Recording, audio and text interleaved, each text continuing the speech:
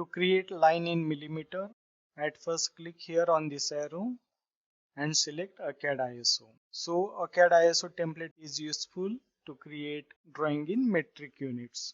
So click here, then type UN for units, press enter and ensure that insertion scale is millimeter. If it is not millimeter, you can click here and change your units. Then you can also do other settings if required. Then click here on OK.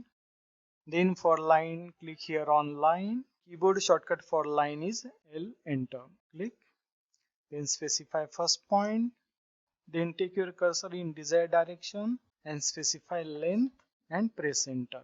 In same way, suppose I want to create one more on this side of 700 millimeter. Press enter to stop line command. So in this way, you can create line in millimeter.